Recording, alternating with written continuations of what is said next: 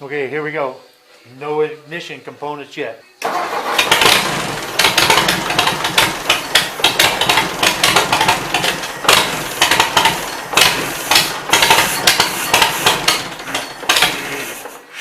Well, it's not sounding good, folks.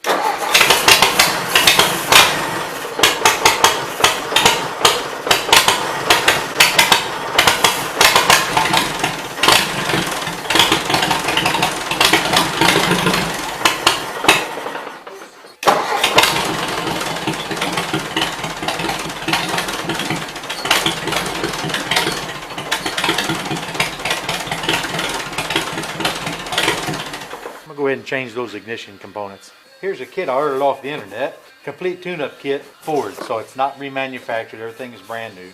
This thing did start up immediately, start up instantly, but it did not run a bit better than what it was doing before. So here's another set of points and a condenser. Atlantic quality parts for farm and construction equipment. This is going to be the distributor gut dust cover. That's good because mine's busted all the heck in there. There we go. That looks good. Well, looks like that's the bore looks like it's different, but I can't tell. I don't know. Spark plugs, auto light. Have to check the gap, make sure those are good. The distributor cap. Well, it looks like the contacts, they're made out of brass, but they're noticeably smaller than what the ones are in the original. The other ones are some other material like a zinc or a aluminum or some kind of an alloy that's definitely not brass. So that might be a point in our favor. And then, hey, look here, we got a brand new set of ignition wires. We're going to go back to business of popping that stuff in there and see what kind of difference that has. We got to check spark gap. Point gap on this is 0.25, and if I'm not mistaken, the plug should be set at 0.27. Probably need to go and check that to be sure, but I'm going to see if it'll go ahead and go there.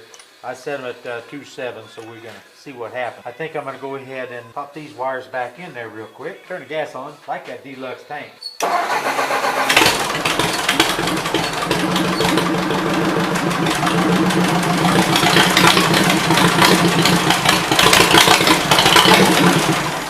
That's a bit of an improvement, still ain't right. I'm going to keep on going. Distributor cap and plug wires next. Let me tell you what my theory is. You know, I kind of watch, quite a number of videos, tractor videos and stuff. And one thing this is my theory anyway, one thing that I've noticed, a lot of times a young fella, he'll get something passed down to him from his grandpa, some old tractor or whatever, and it won't run, of course. It's been years and years, been sitting there. First thing that the guy wants to do is rip off all the plug wires, put in new points, condensers, put everything all new in, clean the carburetor, put it all back together and everything, and then try to get it started. My estimation is when you create too many variables by not having the tractor running to begin with, and then changing all that stuff, you just give yourself more of an issue. So my idea is if you've got a tractor that's hasn't been running a long time, do your normal things, make sure it's got lubrication, all that stuff. You can clean your plugs and put them all back in, but don't go ripping out the points, condensers, and all that stuff and changing all that garbage. Not even clean the carburetor unless you're sure it ain't passing no gas, But you're creating too many variables whenever you change all that stuff because there's just so many things that can be just a little bit off, all a little bit of problems that can add up to one great big problem, not running. So what I like to do, like in this particular case, I know this is a fine running tractor, and it just started acting up just all of a sudden. And instead of just gutting everything, I'm trying to find exactly what the point is that's weak. The other day, the points were burnt, not a big deal. Put in a new set of points, it fired right up and ran for about 45 minutes. No problem, strong as could be, boom. It just went out. So we're methodically going through and we're going to try to find out what the heck the weak spot is and where everything broke down and where it quit. I've already done the carburetor, but I'm still kind of suspicioning that I've got a problem in that float. I did not check it with a float gauge. I could have an issue with the float, being at the wrong level. It might be a little bit too high because it's actually smelling a little rich when it does run, and it's looking like it's running with too much choke, blowing black smoke. And all this ignition stuff needs to be changed anyway. Now let me tell you, first and foremost, y'all can do anything you want to do. Don't take my way of troubleshooting or my way of working on this stuff as the rule of thumb or as the only way to do it, simply because, I'm just a dumb country boy trying to make something work so we can put it in the woods and get back to work. Like I said, there's as many ways to work on this junk as there are guys that work on them. You hear me say that all the time. Or if I don't, I should say it all the time. So when you put this stuff in, It's a little different this day and time with how much things are built so much more cheaply than what they were back in the day. You have to take a little bit of care sometimes. The things are just a little more flimsy. They're not quite as workable as what they were back in the day. To keep these things kind of halfway decent, I'll take a piece of belting material and cut it about 1.5 to 2-inch diameter and drill those 5 holes in there. And then I'll thread these 5 wires through that to hold them there. That way when you're going through brush and everything, the brush won't rip them out. You should not run carbon core wires on these old tractors. Of course, you got to make one for the coil. I've got the distributor loosened but snug. There's a little inspection port about this big around. It has a little flapper that slides down over the top of it. And that inspection port allows you to see the flywheel and your top dead center mark on the flywheel, which indicates that number 1 cylinder is the top dead center. And it also shows you degree marks before and after top dead center. And so what I did is I rotated it around on the compression stroke and then slowly turned the harmonic balancer with a 15/16 wrench to where I got it to where I could actually mark white spots on the flywheel so that I can see the idle setting. But I had to go to the book, and at 450 to 475 RPM, it's supposed to be firing number 1 at 4 degrees before top dead center. Now at full RPM of 2200 or something like that, I don't remember exactly, it's supposed to advance all the way to 26 degrees before top dead center. So I put me a mark at 25 and a half, 26 degrees, as well as on the 4 degree.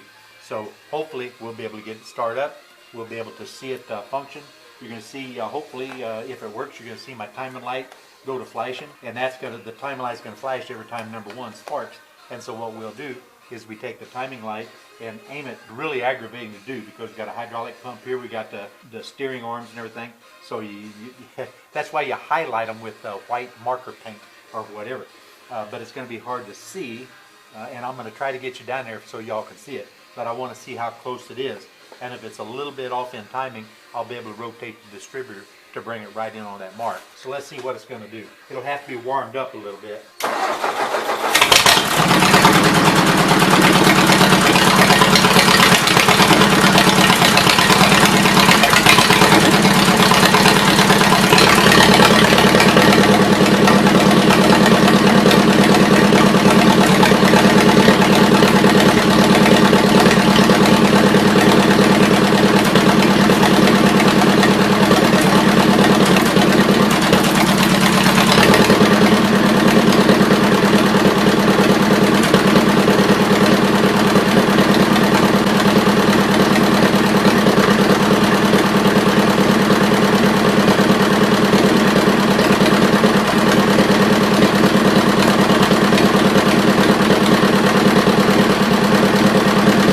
So you can actually see my timing light firing in time with number 1 cylinder, and I'm going to have to shuttle off and put a little bit of more of a white mark on it, because the angle that I'm trying to get in with that little dim light, it's not able to show me.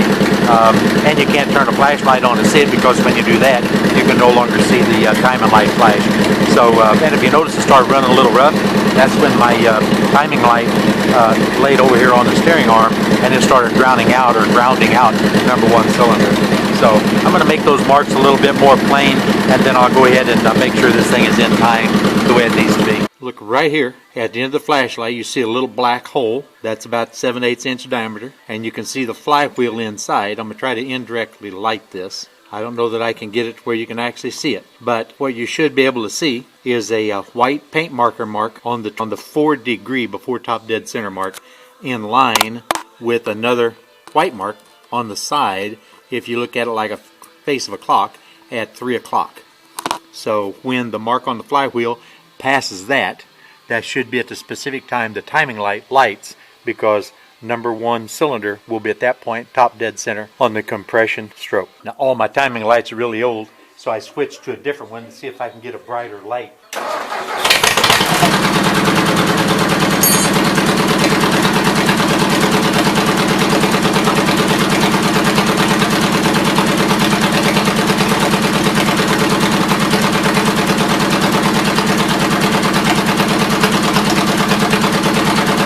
As close as I can tell, we're just about on it. I'm going to get a mirror and see if I can see a little better with a mirror.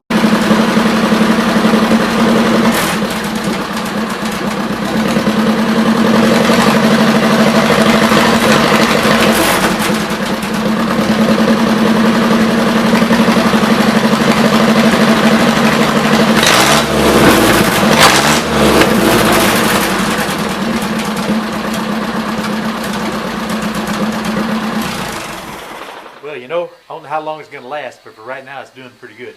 I'm going to hook it back onto the saw rig, touch the teeth up on the saw rig by hand, and call my son and tell him come get this son of a gun. Get it out of here, man. I got other stuff to do. But it don't matter. I still got to fix the gas tank. He's probably not going to take it today. I was kind of kidding. I'm going to go ahead and secure this gas tank a little better on front. I've got the back end tied really good and tight. There's no intense heat up here, so don't really have anything to worry about. But I am going to secure this front a little bit better. And then we can either use it in the wood pile or not.